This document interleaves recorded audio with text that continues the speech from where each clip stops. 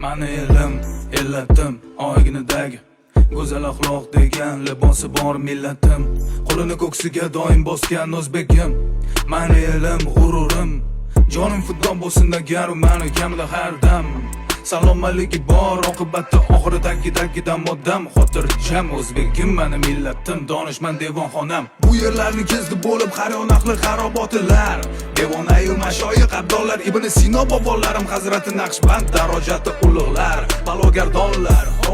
Terani koinot sirlarini bilishni istar hamon bu odamzod. Hozirgi kunda ham noayon bardavom.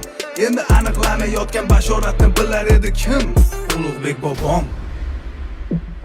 O'zbegim